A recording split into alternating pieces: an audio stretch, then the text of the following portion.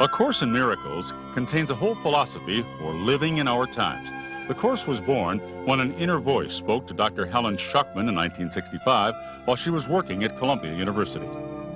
Helen was a highly respected research psychologist and associate professor who worked with Dr. William Thetford, a professor of medical psychology at the prestigious Columbia University's College of Physicians and Surgeons. In her unpublished autobiography, Helen, who died on February 9, 1981, described her reactions to her job and the highly stressful situations that existed there. I was a psychologist, educator, conservative in theory and atheistic in belief. I was working in a prestigious and highly academic setting, and the job was ghastly at first. The hospital didn't provide space for our projects, and when we were finally housed in the new research building, it was the most difficult situation of my professional life. The work was oppressive and carried out in an atmosphere of suspicion and competitiveness, and interpersonal harmony was depressingly lacking. Then something happened that triggered a chain of events I could never have predicted.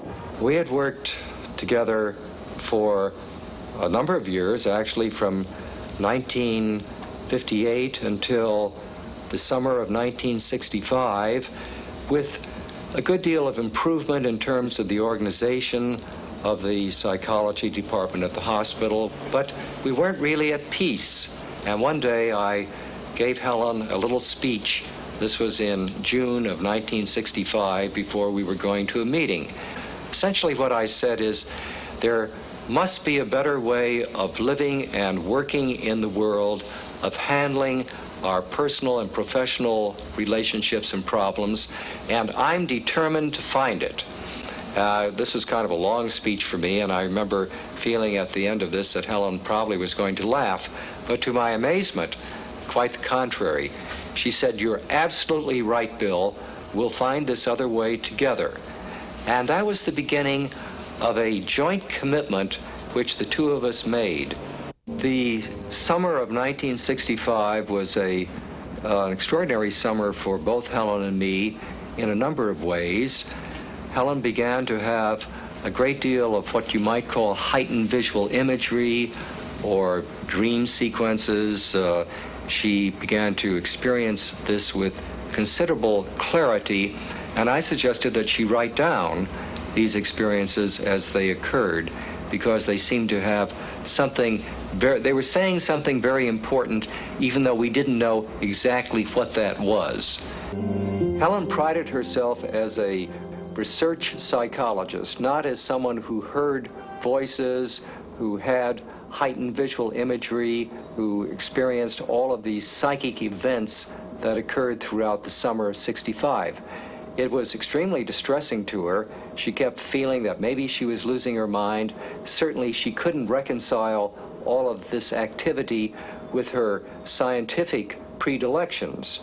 And this became a particularly acute problem for her as the summer and early fall began.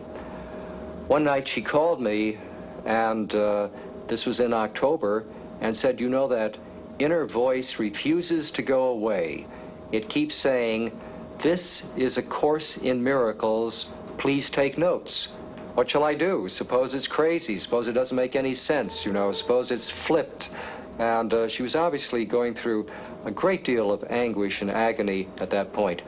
Well, I said the only obvious thing, why don't you take down whatever it is, you can read it to me tomorrow morning in the office, and if it doesn't make any sense, no one else ever has to know about it.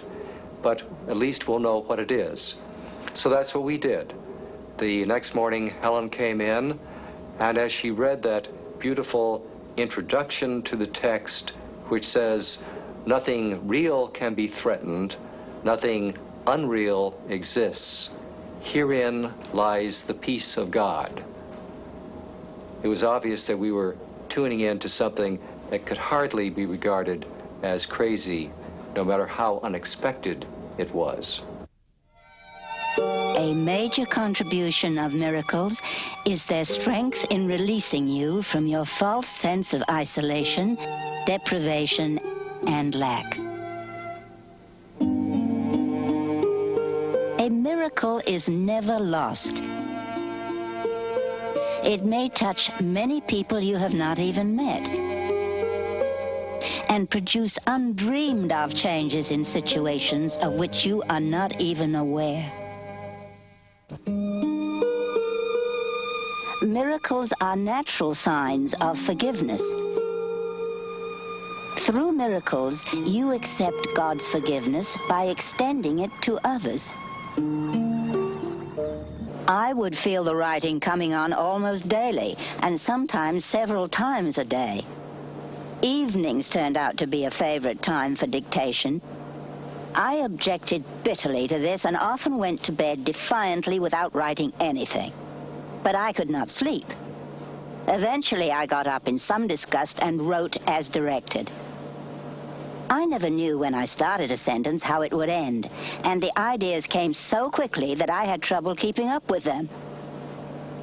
Helen could turn it on or off at any time. She could stop in the middle of a sentence without even going back to reread what she had written and continue when she had a moment. She could have a research conference in mid-sentence. It made no difference at all. The flow of the material continued without any altered state. Helen at no time was in a trance or anything remotely resembling a trance. But as I read the material, I recognized that Helen in no way could have written this material. It was totally alien to her background, to her interests, and her mode of conceptualizing abstract ideas, that there's no way she could have done this. Where did the writing come from? I did not understand the calm but impressive authority with which the voice dictated. It is largely because of the strangely compelling nature of this authority that I have referred to the voice with a capital V. At several points in the writing, the voice itself speaks in no uncertain terms about the author, Jesus. My own reactions to these references, which literally stunned me at the time, have decreased in intensity and are now at a level of wonder and acceptance. The name of Jesus Christ as such is but a symbol, but it stands for love that is not of this world.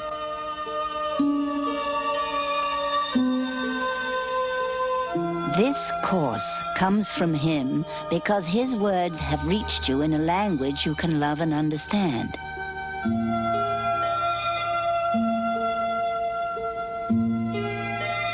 The name of Jesus is the name of one who was a man, but saw the face of Christ in all his brothers and remembered God. Is he the Christ? Oh, yes, along with you.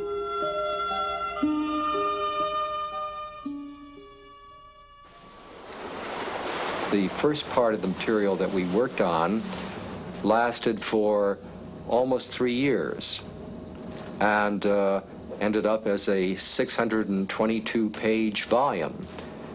When the text was finished, Helen felt, as I did, that that was the completion of our assignment, and that we had plenty to do to simply try to learn those concepts and apply them in our lives. However, after a period of perhaps 9 months, Helen got increasingly restless.